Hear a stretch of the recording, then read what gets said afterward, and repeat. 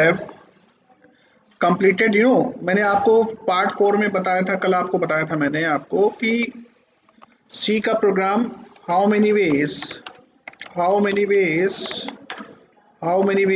To print, how many ways to run C program, right? How many ways to run C program, right ना? तो पहला तरीका हमने आपको बताया था कि आप सी के प्रोग्राम को, पहला तरीका मैंने आपको बताया था कि सी का प्रोग्राम जो है आप नोटपैड पे लिख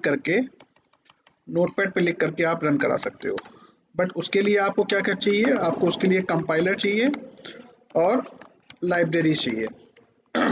यानी कि सी का प्रोग्राम आप नोटपैड पे लिख करके या कोई भी एडिटर यूज करके उसका प्रोग्राम रन करा सकते हो। बशर्ते तुमको क्या चाहिए? उसकी कंपाइलर चाहिए और उसकी लाइब्रेरी चाहिए। यही प्रोग्राम अगर आप सी का प्रोग्राम आप रन कराना चाहते हो किसी आईडी के थ्रू, तो सी का प्रोग्राम अगर आप किसी आईडी के थ्रू रन कराना चाहते हो तो आपके पास में बहुत सारे आईडीज हैं। आपके पास में बहुत सारे क्या हैं? आईडीज हैं, इंटीग्रेटेड डेवलपमेंट एनवायरनमेंट। आप किसी आईडी के थ्रू भी सी और सी प्लस प्लस के प्रोग्राम को रन करा सकते हो। जैसे कौन कौन से आईडीज आते हैं आपको पता है? कल मैंने आपको बताया था Turbo C, Dev C, right, और code block and so on. Various IDEs are there, various IDEs या कह सकते हो आप, क्या कह सकते हो? Various application softwares are available in market, various application softwares are available in market, or using these softwares you can also run your program।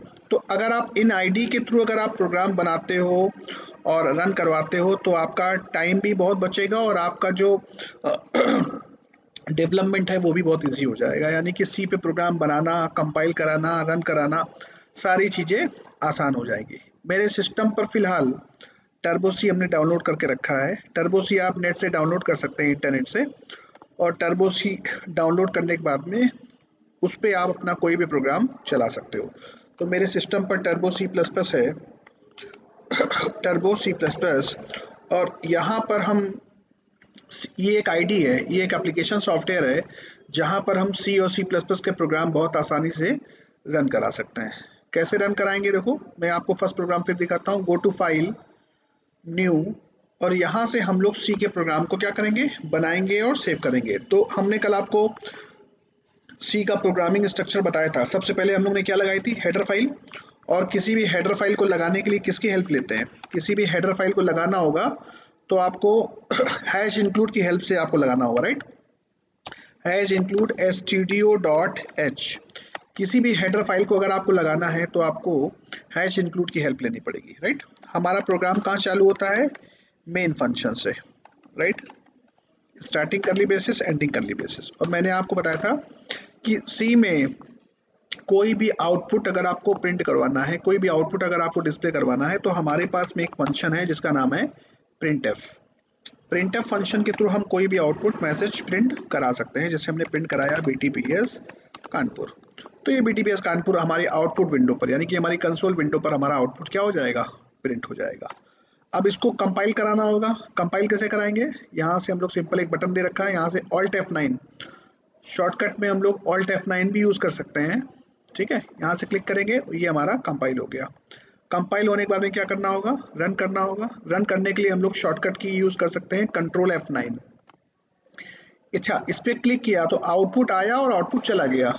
तो टर्बो सी सॉफ्टवेयर में एक प्रॉब्लम ये है कि आउटपुट होल्ड नहीं होता है। तो आउटपुट को होल्ड करने के लिए हमारे पास में एक फंक्शन है जिसका नाम है क्या?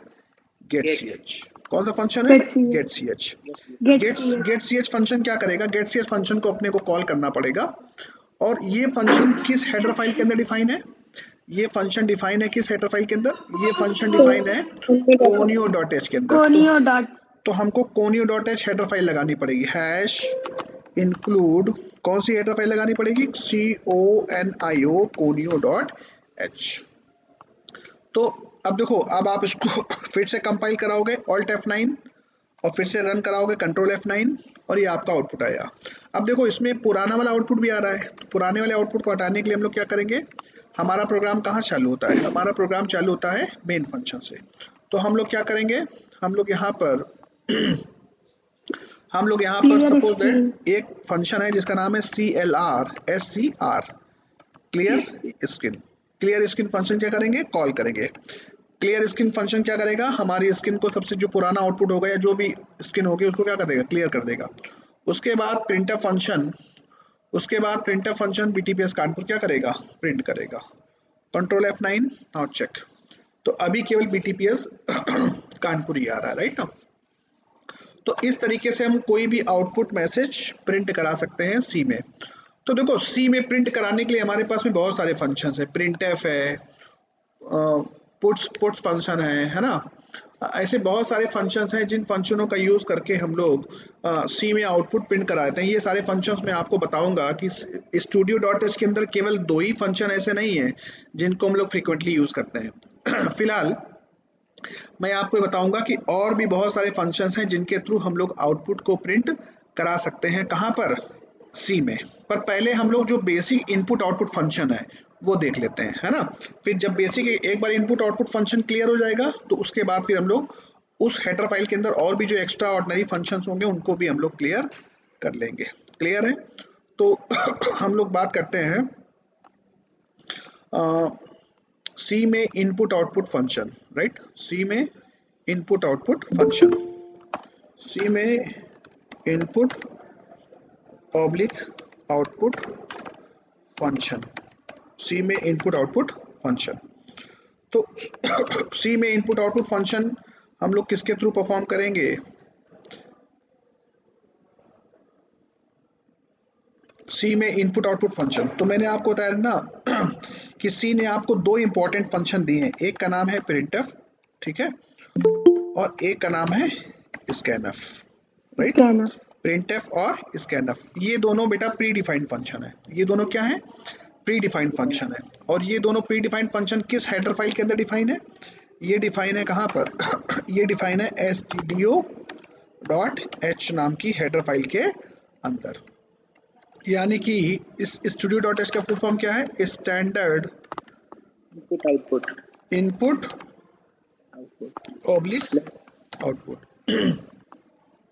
तो बेटा सी में इनपुट आउटपुट ऑपरेशन को परफॉर्म करने के लिए, सी में इनपुट और आउटपुट ऑपरेशन को परफॉर्म करने के लिए ये 2 मेन फंक्शन है जिनको हम फ्रीक्वेंटली जानते हैं और फ्रीक्वेंटली यूज करते हैं। एक है प्रिंटफ और एक है स्कैनफ।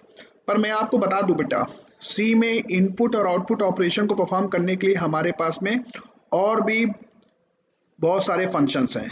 मतलब जैसे हम लोग प्रिंट कराने के लिए प्रिंटफ को केवल जानते हैं ना, वैसे प्रिंट कराने के लिए हमारे पास में और भी फंक्शंस हैं जिनके थ्रू हम लोग आउटपुट को प्रिंट करा सकते हैं। वो देखेंगे हम लोग कि सी में और भी कितने तरीके हैं प्रिंट कराने के, सी में और भी कितने फंक्शंस हैं इनपुट लेने के लिए, ये हम लोग देखेंगे। फिलहाल अभी बेसिक फंक्शंस देख लेते हैं जो फ्रीक्वेंटली हम लोग यूज करते हैं। फिलहाल सी में इनपुट और आउटपुट ऑपरेशन परफॉर्म करने के लिए हमारे पास में जो हेडर फाइल दे रखी है studio.h स्टैंडर्ड इनपुट आउटपुट, इसके अंदर 2 फंक्शन फ्रीक्वेंटली हम लोग यूज करते हैं, प्रिंटफ और स्कैनफ। वैसे मैं आपको बता दूं कि इस हेडर फाइल के अंदर बहुत सारे फंक्शन हैं जिनके थ्रू हम लोग और भी आउटपुट और इनपुट ऑपरेशन परफॉर्म कर सकते हैं। फिलहाल प्रिंटफ फंक्शन का काम क्या है, प्रिंटफ फंक्शन का काम ये है आउटपुट मैसेज को क्या करेगा, आउटपुट विंडो पर क्या करेगा, प्रिंट करेगा। यानी कि this function is used to print output onto the console या फिर आउटपुट विंडो। क्लियर है। तो प्रिंटफ फंक्शन काम क्या करता है, प्रिंटफ फंक्शन काम क्या होता है कि this function is used to print output onto the console और आउटपुट विंडो। दूसरा फंक्शन कौन सा है, scanf. This function is used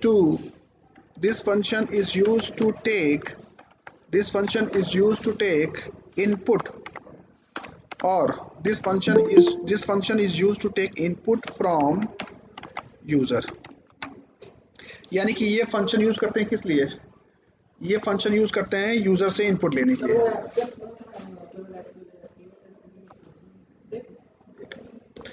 this function is use to take input from user. User से इनपुट लेने के लिए हमको यूज करते हैं इस फंक्शन का, स्कैनएफ फंक्शन का यूज करते हैं राइट ना। दिस फंक्शन, ध्यान रखना, this function is use to take input from user, या कह सकते हैं कि this function is used to read the information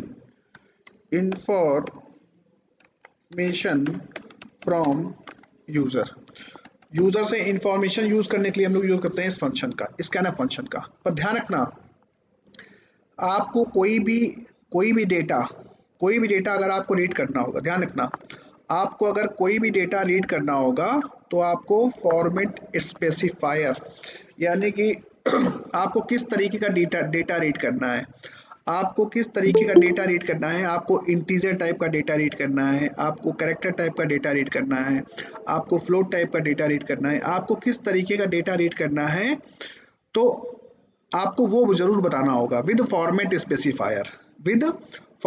specifier. यानी कि स्कैनएफ फंक्शन के थ्रू हम लोग डिफरेंट टाइप्स के डेटा को रीड, देखो हमारे पास जो डेटा होगा ना वो डिफरेंट फॉर्म में डेटा हो सकता है, हमारे पास जो डेटा हो सकता है वो डिफरेंट फॉर्म में डेटा हो सकता है। अभी हम लोग आगे के लेक्चर में डेटा टाइप्स वगैरह पढ़ेंगे, डेटा टाइप्स कौन कौन से होते हैं, इंटीजर है, फ्लोट है ना, और कैरेक्टर है तो हम लोग डिफरेंट डेटा टाइप्स पढ़ेंगे आगे चल के।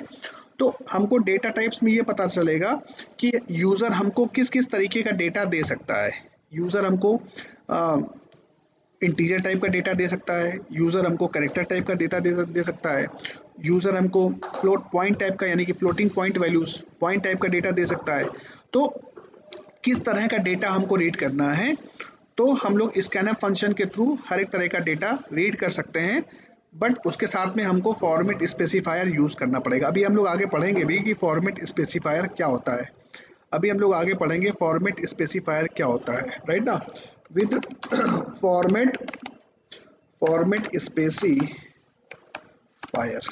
फॉर्मेट स्पेसिफायर, क्लियर है सभी को?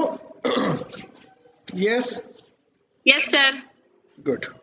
तो स्कैनएफ फंक्शन के थ्रू भी हम लोग यूजर से इनपुट ले सकते हैं। चलो एक छोटा सा प्रोग्राम करते हैं पहले, जैसे कि टर्बो सी में खोल देता हूँ, ओपन कर देता हूँ। Everybody is getting my screen, everybody is getting my screen. अच्छा, यस सर। सपोज दैट हमने अपने प्रोग्राम में हमने एक प्रोग्राम बनाया, हमारा प्रोग्रामिंग स्ट्रक्चर मैंने ऑलरेडी बता दिया था, हमने ऑलरेडी बता दिया था। हमने सपोज एक मान लो एक वेरिएबल लिया इंटीजर टाइप का, ठीक है। अच्छा, यहाँ पर देखो सी एक ऐसी प्रोग्रामिंग लैंग्वेज है जहाँ पर कोई भी वेरिएबल डिक्लेयर करने से पहले उसका हमको टाइप बताना होता है कि उस वेरिएबल में हमको किस तरह की वैल्यू स्टोर करनी है। ध्यान रखना, सी में हम कोई भी वेरिएबल अगर डिक्लेयर करते हैं तो पहले उस वेरिएबल का उसका हमको क्या बताना पड़ता है, टाइप बताना पड़ता है। अभी हम लोग आगे वेरिएबल भी पढ़ेंगे, अभी जस्ट एक बेसिक इनपुट आउटपुट फंक्शन का प्रोग्राम हम लोग कर रहे हैं। अभी हम लोग सब कुछ पढ़ेंगे, वेरिएबल पढ़ेंगे, डेटा टाइप पढ़ेंगे, राइट ना, ऑपरेटर पढ़ेंगे, सब कुछ पढ़ेंगे। फिलहाल मैंने आपको क्या बताया कि सी में अगर आपको कोई वेरिएबल डिक्लेयर करना है तो आपको उसका डेटा टाइप बताना पड़ता है, ठीक है। बिना डेटा टाइप के आप कोई भी वेरिएबल डिक्लेयर नहीं कर सकते हो, ठीक है। तो सी में कोई भी वेरिएबल डिक्लेयर करना होगा तो उसका डेटा टाइप बताना पड़ेगा। जैसे फॉर एग्जांपल हमने यहाँ पर वैल्यू स्टोर करी कितनी, 10, और ध्यान रखना सेम इक्वल लास्ट में जरूर लगाना, क्योंकि स्टेटमेंट को टर्मिनेट कैसे करोगे आप, राइट। तो यहाँ पर आपने क्या स्टोर कराया, a इज इक्वल टू 10। अब मान लो a की वैल्यू आपको प्रिंट करनी है, मान लो आपको a की वैल्यू प्रिंट करनी है, राइट। तो a की वैल्यू प्रिंट करनी है तो कैसे प्रिंट करेंगे, the value of a is, अब देखो the value of a is, अगर हम a लिख देंगे, अगर हम डबल कोट के अंदर a लिखते हैं तो जानते हो आपका आउटपुट क्या प्रिंट होगा, देखो आपका आउटपुट क्या प्रिंट हो रहा है, the value of a is a। पर मुझे क्या प्रिंट कराना है, मुझे a के अंदर जो वैल्यू स्टोर है, देखो ये जो वेरिएबल है ना, इस वेरिएबल को हमने कैसी वैल्यू असाइन की है, इस वेरिएबल में हमने वैल्यू असाइन करी है कितनी, 10। तो एक बात तो आपको क्लियर हो गई होगी कि जो वेरिएबल होते हैं वो किस लिए यूज करते हैं, वेरिएबल यूज करते हैं वैल्यूज को स्टोर करने के लिए। वेरिएबल यूज करते हैं किस लिए, वेरिएबल यूज करते हैं वैल्यू को स्टोर करने के लिए। और उस वेरिएबल में किस तरह की वैल्यू स्टोर करनी है ये कौन बताता है, ये बताता है डेटा टाइप सिस्टम। जो हमारा डेटा टाइप सिस्टम है ना वो ये बताता है कि हमको इस वेरिएबल में किस तरह की वैल्यू स्टोर करनी है। ठीक है, तो अब जैसे मुझे a की वैल्यू प्रिंट करनी है, the value of a is, अगर a को हम डबल कोट के अंदर लिखेंगे, अगर डबल कोट के अंदर जो कुछ भी लिखते हो आप, डबल कोट के अंदर जो कुछ भी लिखते हो वो as it is console window पर as it is output window पर प्रिंट हो जाएगा। तो अब दिक्कत ये है कि मुझे तो a की वैल्यू प्रिंट करनी है, तो a की वैल्यू कैसे प्रिंट करेंगे, तो a की वैल्यू प्रिंट करने के लिए क्या करना पड़ेगा, the value of a is, अब a को हमको बाहर निकालना होगा, a को हमको बाहर निकालना होगा। ठीक है, तो डबल कोट के साथ में अगर कोई वेरिएबल जोड़ते हैं तो बीच में कौन सा ऑपरेटर लगाना पड़ेगा, बीच में आपको कॉमा लगाना पड़ेगा। और एक a में किस टाइप की वैल्यू है, a में जो है इंटीजर टाइप की वैल्यू है, तो इंटीजर टाइप की वैल्यू के लिए हमारे पास में एक फॉर्मेट स्पेसिफायर है जिसका नाम है %d। %d एक फॉर्मेट स्पेसिफायर है जो a में जो वैल्यू स्टोर है, a में जो वैल्यू स्टोर है वो %d को क्या हो जाती है, असाइन हो जाती है, राइट। तो हम लोग को इंटीजर टाइप का डेटा अगर प्रिंट करवाना है तो कौन सा फॉर्मेट स्पेसिफायर यूज करना पड़ेगा, %d। वैसे अलग अलग टाइप के डेटा को प्रिंट करवाने के लिए अलग अलग टाइप के फॉर्मेट स्पेसिफायर हमारे पास में अवेलेबल है। इंटीजर टाइप का डेटा प्रिंट कराना है तो %d, फ्लोट टाइप का डेटा प्रिंट कराना है तो अलग फॉर्मेट स्पेसिफायर है, कैरेक्टर टाइप का डेटा प्रिंट कराना है तो अलग फॉर्मेट स्पेसिफायर है। तो वैसे हमारे पास में अलग अलग फॉर्मेट स्पेसिफायर हैं। तो a की वैल्यू प्रिंट करानी है तो a को हमको डबल कोट से बाहर लिखना पड़ेगा, बाहर लिखना पड़ेगा, और जब डबल कोट के बाहर लिखेंगे तो हम उसको कॉन्केटनेट किसके थ्रू करेंगे, कॉमा के थ्रू। यानी कि कॉमा डायरेक्टली, अगर कॉमा आप ना लगाओ तो काम नहीं चलेगा, मतलब कॉमा अगर आप हटा दो तो नहीं चलेगा, आपको क्या लगाना पड़ेगा, कॉमा a। तो अब a की जो वैल्यू है वो %d की जगह क्या हो जाएगी, प्रिंट हो जाएगी। Control F9, the value of a is 10। Clear है कि नहीं क्लियर है, क्लियर एवरीबॉडी।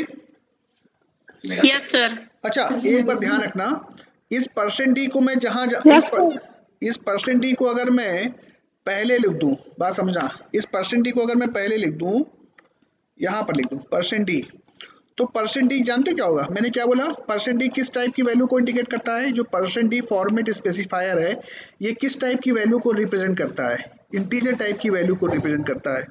तो देखो a में जो वैल्यू होगी ना, a में जो वैल्यू होगी वो कहाँ स्टोर हो जाएगी, इस %d में असाइन हो जाएगी, मतलब %d में प्रिंट हो जाएगी, राइट ना। तो क्या आंसर आएगा, 10 the value of a, 10 the value of a, यानी कि %d की जगह क्या प्रिंट हो जाएगा, देखो आप output. Yes yes everybody, point clear है, यस सर। मतलब ठीक है। %d को हम कहीं भी रख सकते हैं, हम %d को डबल कोट के अंदर कहीं भी रख सकते हैं, नो प्रॉब्लम। क्लियर है सभी को, यस सर। चलो। तो उसी प्रकार अगर आपको करेक्टर टाइप की वैल्यू प्रिंट करनी है तो आपको क्या लिखना होगा, मान लो आपने करेक्टर टाइप का एक वेरिएबल लिया, करेक्टर टाइप का c इज इक्वल टू, और इसमें करेक्टर टाइप की वैल्यू को हम लोग सिंगल कोट से रिप्रेजेंट करते हैं। जैसे करेक्टर टाइप की वैल्यू हमने स्टोर किया g, तो करेक्टर टाइप की वैल्यू अगर आपको प्रिंट करानी है, करेक्टर टाइप की वैल्यू अगर प्रिंट करानी है तो क्या आपने को लिखना पड़ेगा, करेक्टर टाइप की वैल्यू अगर आपको प्रिंट करानी है तो क्या लिखना होगा, देखो printf फंक्शन के साथ में फॉर्मेट स्पेसिफायर लगाना जरूरी है, राइट ना। तो क्या लिखेंगे, अब करेक्टर टाइप की वैल्यू प्रिंट कराने के लिए कौन सा फॉर्मेट स्पेसिफायर यूज करेंगे, the value of c is, कौन सा फॉर्मेट स्पेसिफायर यूज करेंगे करेक्टर वैल्यू के लिए,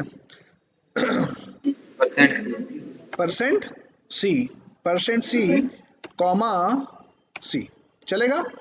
%c यानी कि इस c में जो वैल्यू स्टोर है वो कहाँ पर असाइन हो जाएगी, %c। क्लियर है, यस सर। दिखाई दे रहा है। तो ऐसे में आपको सारे फॉर्मेट स्पेसिफायर बता दूंगा कि कौन कौन से फॉर्मेट स्पेसिफायर किस तरह की वैल्यू को रिप्रेजेंट करते हैं, ये मैं आपको बता दूंगा आगे के लेक्चर्स में। अभी फिलहाल जो मेन पर्पस था कि इनपुट और आउटपुट ऑपरेशन परफॉर्म करने के लिए हम लोग प्रिंटफ और स्कैनफ का यूज करते हैं, राइट ना।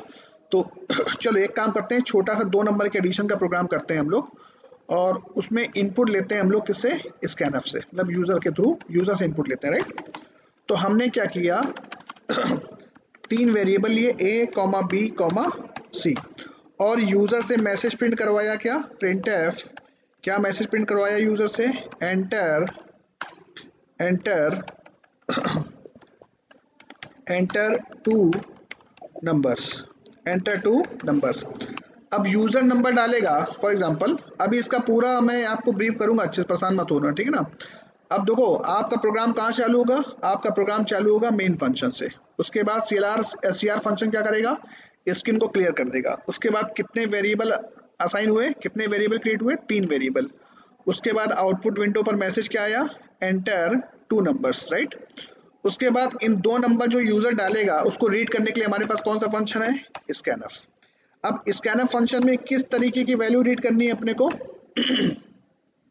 अपने हम लोगों को जो वैल्यू रीड करनी है वो किस टाइप की वैल्यू रीड करनी है, ये जरूर पता होना चाहिए।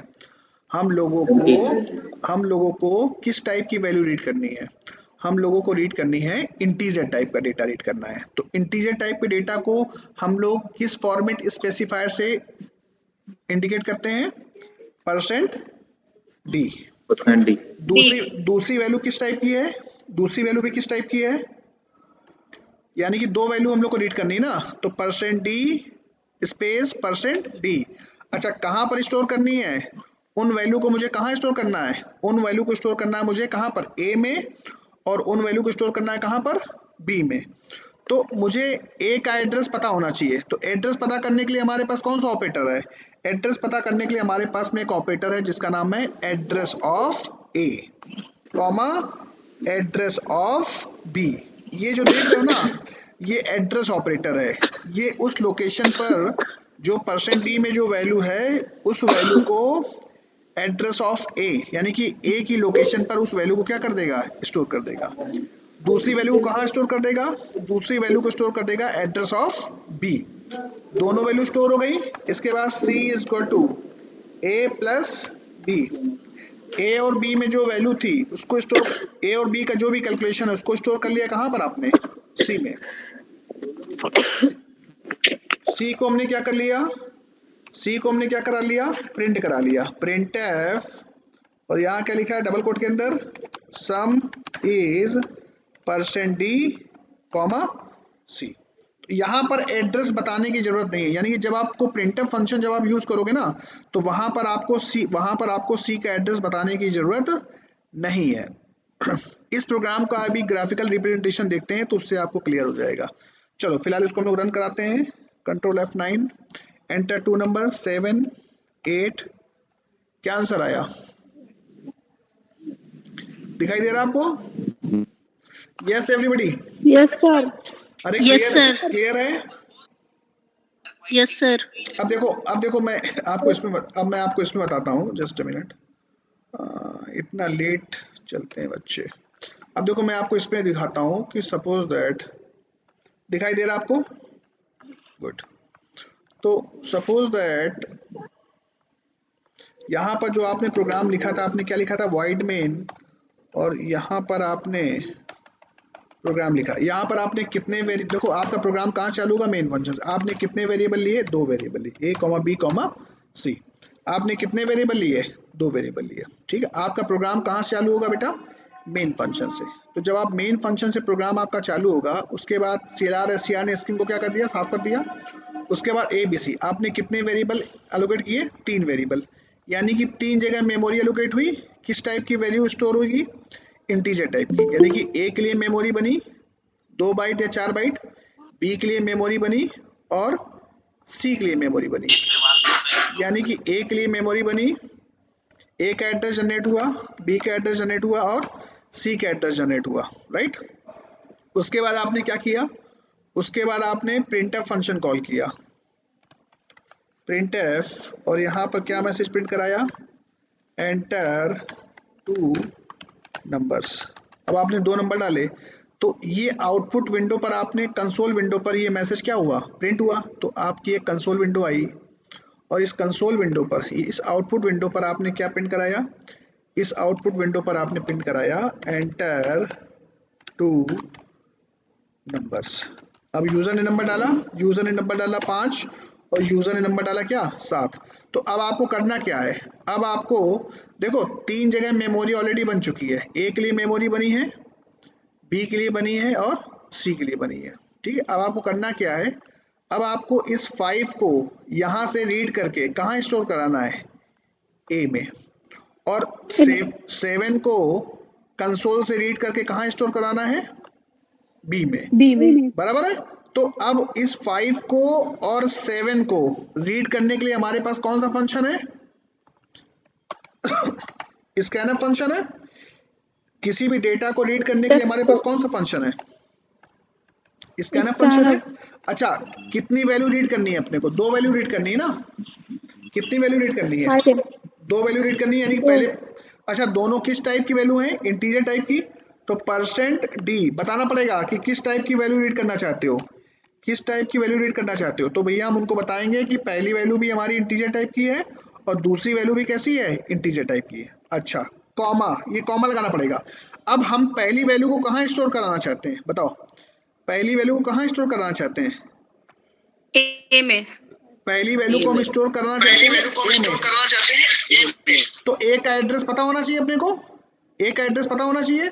तो ए का एड्रेस पता करने के लिए हमारे पास में एक ऑपरेटर है जिसका नाम है address operator, address of a, address of a. यहां से क्या पास करना पड़ेगा, अगर हमको 5 को कंसोल से रीड करके कहां पर स्टोर कराना है, ए में, तो ये जो एड्रेस ऑपरेटर है ना, ये एड्रेस ऑपरेटर इस ए की लोकेशन में, ए की लोकेशन में पहली वैल्यू को क्या कर देगा, स्टोर कर देगा, कॉमा। दूसरी वैल्यू कहां स्टोर करानी है, उसके लिए भी उसका एड्रेस पता होना चाहिए, एड्रेस ऑफ बी। तो पहली वैल्यू निकाल करके आपने स्टोर कर दी कहां पर, पहली वैल्यू स्टोर कर दी आपने कहां पर, 5 ए में, और दूसरी वैल्यू स्टोर कर दी कहां पर आपने, 7 में। बराबर है। देखो एक चीज ध्यान सुनना, अगर तुमको ए का एड्रेस पता करना है, अगर तुमको ए का एड्रेस पता करना है तो कौन सा ऑपरेटर है, एड्रेस ऑफ ए। अगर तुमको बी का एड्रेस पता करना है तो क्या लिखोगे, एड्रेस ऑफ बी। बी। और अगर तुमको सी का एड्रेस पता करना है तो क्या लिखोगे, एड्रेस ऑफ सी। बराबर है। अच्छा, तो हमने पहली वैल्यू को स्टोर कर लिया ए में, दूसरी वैल्यू को स्टोर कर लिया बी में, और तीसरी वैल्यू में भी कुछ नहीं है। उसके बाद फिर हमने क्या किया, उसके बाद हमने क्या किया, ए प्लस बी, ए और बी का जो भी कैलकुलेशन है उसको स्टोर कर दिया कहां पर, सी में। ए और बी का जो भी कैलकुलेशन है उसको स्टोर कर दिया कहां पर, सी में। तो सी में क्या स्टोर हो गया, सी में स्टोर हो गया 12। ए और बी का जो भी सम है वो कहाँ स्टोर हो गया, सी में स्टोर हो गया। उसके बाद हमको सी में जो वैल्यू स्टोर है, ध्यान रखना, सी में जो वैल्यू स्टोर है इसको प्रिंट करानी है। तो प्रिंट कराने के लिए क्या लिखेंगे हम लोग, प्रिंटफ, क्या लिखेंगे, डबल कोट के अंदर सम इज। अब किस तरीके की वैल्यू प्रिंट करानी है बेटा, किस तरीके की वैल्यू प्रिंट करानी है, इंटीजर। तो %d। इंटीजर डी कॉमा, अब यहाँ पर क्या एड्रेस ऑफ सी लिखने की जरूरत है क्या, no sir, no sir. Printf function के साथ में हम लोग को एड्रेस ऑपरेटर लगाने की जरूरत नहीं है, हम डायरेक्टली वेरिएबल के नाम से उसकी वैल्यू को एक्सेस कर सकते हैं। ध्यान रखना, स्कैनफ जब हम लोग वैल्यू को रीड करते हैं ना, तब हमको एड्रेस की जरूरत पड़ती है कि हम उस वैल्यू को किस लोकेशन में रखना चाहते हैं। पर जब हम उस वेरिएबल में जो वैल्यू पड़ी है उसको अगर हम एक्सेस करना चाहते हैं, उसको एक्सेस करने के लिए हमको एड्रेस ऑफ सी की जरूरत नहीं पड़ेगी। डायरेक्टली हम लोग क्या लिखेंगे, सी। तो डायरेक्टली सी लिखेंगे तो वो वैल्यू डायरेक्टली क्या कर लेंगे, हम लोग एक्सेस कर लेंगे। क्लियर है कि नहीं क्लियर है, yes all of you, yes sir, clear है। यस सर, तो ध्यान रखना, क्लियर है सर। जब हम लोग यूजर से इनपुट लेंगे तब हमको एड्रेस ऑपरेटर की जरूरत पड़ती है, ध्यान रखना। और जब हम लोग वैल्यू को, जब किसी वेरिएबल में जो वैल्यू स्टोर होती है उसको अगर निकालना होता है ना, तो उसको वहां से फेच करने के लिए हमको एड्रेस ऑपरेटर की जरूरत नहीं पड़ती है। यस और नो? Yes, sir. क्लियर है कि नहीं क्लियर है? Yes, you can ask. Yes, sir. Clear है. Yes, sir. क्लियर है कि नहीं क्लियर है? Clear है. ठीक, कोई कुछ पूछ रहा है? सर जो %i फॉर्मेट स्पेसिफायर है वो सर किस लिए यूज होता है? मैं बताऊंगा। एक्चुअली में डिफरेंट टाइप्स के डेटा को प्रिंट कराने के लिए हमारे पास में डिफरेंट फॉर्मेट स्पेसिफायर्स हैं। जैसे आपको इंटीजर टाइप का डेटा रीड करना है या इंटीजर टाइप का डेटा आपको प्रिंट कराना है, तो उसके लिए हमारे पास में फॉर्मेट स्पेसिफायर। अभी परेशान ना हो, आगे के लेक्चर्स में हम लोग सब कुछ क्लियर करने वाले हैं कि हम लोग फॉर्मेट स्पेसिफायर क्यों यूज करते हैं और फॉर्मेट स्पेसिफायर क्या क्या होते हैं, कौन कौन से होते हैं, ये सब हम लोग देखने वाले हैं। परेशान मत हो, हमारे नोट्स में हर एक चीज अवेलेबल है जिसमें मैं आपको हर एक चीज फॉर्मेट स्पेसिफायर के बारे में बताया गया होगा। देखो आगे के लेक्चर में। क्लियर है? सर हम लोग प्रिंट एफ क्यों यूज करते हैं, प्रिंट क्यों नहीं? प्रिंट फंक्शन नहीं होगा ना, कोई प्रिंट नाम का कोई फंक्शन नहीं है ना। अरे भाई, प्रिंट नाम का कोई फंक्शन है क्या सर हमारे पास प्रिंट में? एलएन है ना? वो जावा में है। अच्छा, इसमें नहीं यूज कर सकते? अरे सी में प्रिंट नहीं है ना, वो फंक्शन होना चाहिए ना। देखो देखो देखो देखो देखो, क्लियर है कि नहीं? वो मैं आपको दिखाता हूँ, एक मिनट के कौन कौन से फंक्शन हैं सी में। देखो मैं आपको दिखाता हूँ, देखो मैं आपको दिखा देता हूँ थोड़ा। देखो हेडर फाइल के अंदर पहले तो कौन कौन से फंक्शंस हैं। फंक्शंस देखो ध्यान से ना, जो फंक्शंस होंगे उन्हीं को तो यूज कर सकते हैं। फंक्शंस लिस्ट इन stdio.h हेडर फाइल। पहले तो पता चल जाए कि studio.h के अंदर कौन कौन से फंक्शंस हैं। अब दिखाई दे रहा होगा आपको, studio.h के अंदर दिखाई दे रहा है। f printf नाम का फंक्शन है, f scanf, f get char, f put char, 31st more rows available, just check it out। ये दिखाई दे रहा है, इतने सारे फंक्शन है। तुमको लगता है कि केवल प्रिंटफ स्कैनफ है केवल? देखो दिखाई दे रहा है, प्रिंटफ, स्कैनफ, गेट सी, दिखाई दे रहा है सारे फंक्शंस। Yes sir. देखो इतने सारे फंक्शन हैं, पर हम लोग जानते हैं केवल किसको है, हम लोग केवल जानते हैं किसको केवल प्रिंटफ और स्कैनफ को। बाकी देखो और बहुत सारे फंक्शंस हैं। दिखाई दे रहा आपको? मैं आपको कुछ इंपॉर्टेंट फंक्शंस हैं प्रिंटफ स्कैनफ के अलावा। म्यूट कर लो सर। म्यूट कर लो बेटा। हाँ बोलो। बहुत शोर हो रहा है सर। डिफरेंस क्या है जावा में और सी में? बेटा बता दूंगा। परेशान म्यूट करो पहले अपने आप को सब लोग। डिफरेंस सबसे बड़ा ये है कि सी तुम्हारी ऑब्जेक्ट ओरिएंटेड नहीं है और जावा तुम्हारी ऑब्जेक्ट ओरिएंटेड है। एक डिफरेंस, सबसे बड़ा डिफरेंस समझ में आया? सी तुम्हारी ऑब्जेक्ट ओरिएंटेड नहीं है, जावा तुम्हारी ऑब्जेक्ट ओरिएंटेड है। एक डिफरेंस। दूसरा डिफरेंस क्या है? सी जो है प्लेटफॉर्म डिपेंडेंट है, जावा तुम्हारी प्लेटफॉर्म इंडिपेंडेंट है। ऐसे और भी बहुत सारे डिफरेंस हैं, वो मैं आपको बताऊंगा। परेशान मत हो, धीरे धीरे सब आपको क्लियर होता चला जाएगा कि सी में और जावा में एग्जैक्टली क्या डिफरेंस है। क्लियर है कि नहीं क्लियर है? Yes sir. थोड़ा टाइम दो, सब कुछ क्लियर हो जाएगा आपको। क्लियर है सभी को? Yes sir. चलो ठीक है। इतना आज जो है, एक मिनट।